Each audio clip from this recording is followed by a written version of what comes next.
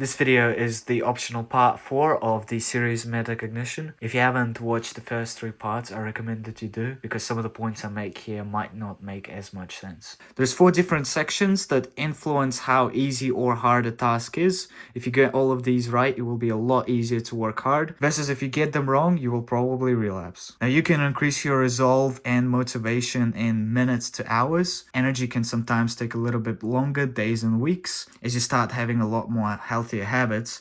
Meanwhile, framing, it can take months or years. And the problem with being lazy but ambitious is that your framing is naturally low. Having high framing makes it a lot easier to work, as you don't have to invest nearly as much into the other quadrants, because you're used to having a hard life, you're used to going through hard things. If your energy or mood is not that high, or you don't really feel like doing it and you don't even know why you're doing it that much, then obviously just it not being that hard will make it a lot easier for you to do it. Normally, our framing increases when we are a child because we've had high resolve, i.e. fear of punishment, to make up for it. Even though we don't feel like it and our mood's bad, we would have been at some point forced to go through hard things that we don't feel like. That's the issue with being born in a rather soft environment, is you'll have lower framing, so it'll be a lot harder for you to do work in general. And since the dawn of social media, it's been pushed to work non-stop, quit social media, and just be this perfect human being, which gives you even more pressure to perform.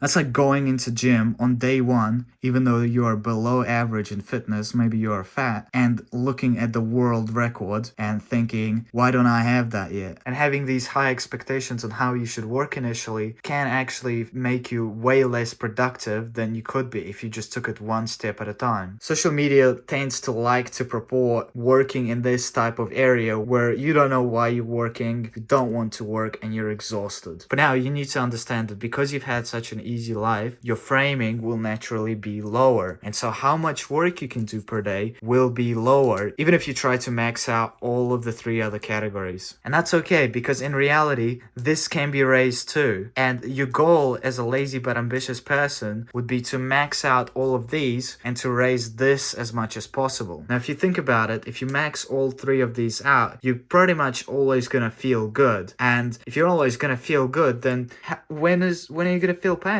Now, as I've mentioned, one of the worst things you can do to get stronger in the gym is aim for the world record in the beginning and keep trying to lift that weight. What you should be doing instead is just like the gym, progressive overload. Now, most people, when they think of or give advice regarding progressive overload for discipline, they just say to slowly increase the intensity or the amount of work. Maybe you wake up at 7 o'clock the first day and then 6:50 the next. But what I suggest you do is you start off by maxing out all of these. First of all, quit social media. That's going to be your first hurdle that you're going to want to do, because social media will massively make work harder. As you can see, the energy drop will be big, and especially in the beginning, quitting addiction will also lower your energy. So that's going to be your first hurdle, first of all. But after that, what you're going to want to do is you're going to want to learn to balance things out. You're not going to necessarily want to be at the very top, because that's too easy. You're not going to be at the very bottom, because that's going to lead to relapse. What you're gonna want to learn to do is judge at which level you are at in each of these categories. If it's too high, maybe you lower it a bit. If it's too easy to do the work and you find yourself just bracing through the day thinking, oh yeah, that's such a good day, maybe it's time to make it a little bit harder. But if you find yourself having a horrible day that you just don't want to go through because all the tasks were hard, or you were tired, or you don't know why you're doing it in the first place, then you want to make work easier by solving that category's issue. Maybe you add some punishments or rewards, or work on your purpose to increase your resolve, if that's the issue, of course. This is the first version of the energy levels, and it's pretty much the first drawing I made, so it's not that explanatory. But what you're going to want to do is both judge all of your levels and how you feel regarding work. If work starts to get really hard and you can barely do it, then it's time to put in less work. If work is getting fun, then it's time to put in more work. Remember, you do not want to have the point where work is suffering, because your brain will resist and you will relapse. You should put aside the belief that suffering is good. Just because I'm suffering, therefore I'm progressing. In reality, one of the biggest things I learned is to stay patient, even past day 15 of trying to be disciplined. Because just like in the gym, there is such a thing as having too much weight to the point where you tear your muscles. You can go through too much suffering in the moment to the point where you relapse. And if you relapse, what's going to happen is a lot of the progress is going to be undone. Not all of it, because your framing will increase, but a lot of it will, and you will have to yet again focus on quitting social media. You need to understand that you're a physical being with physical energy that is very much limited. If you spend 80% of your day's energy on 1 hour of work, forcing yourself to work, then you are just going to relapse. Now, to shortcut the problem of procrastination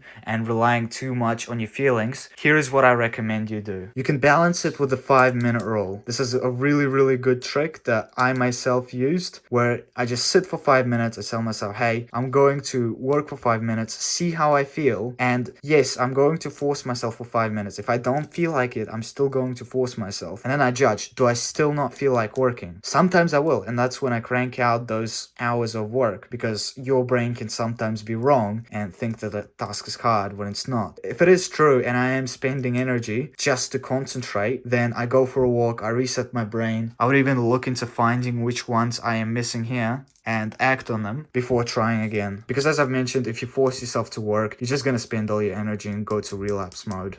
And also keep in mind, you're going to be a lot less productive too. So it's better to not relapse. Keep your dopamine baseline for a couple of weeks before you get used to the new you who's not scrolling anymore. And then work will be a lot easier. Aside from that, there is also understanding the work relapse loop.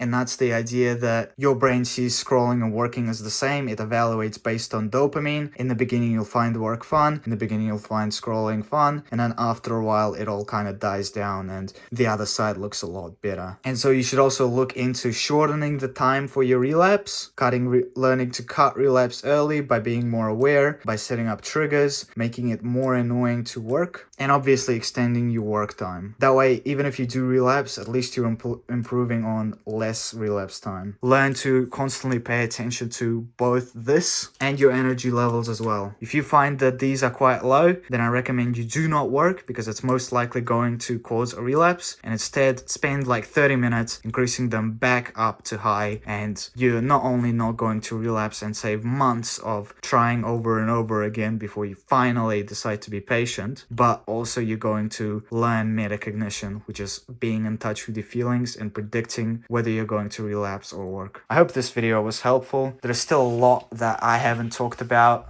on the channel when it comes to discipline that I'm working on at the moment, so do subscribe to see a lot of that, because you might notice that there are some holes with this idea, and I wanted to patch up a few of those holes later on in my videos.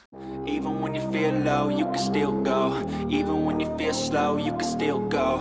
Even when there's no hope, you can still go. I never answer to no, man, I still go.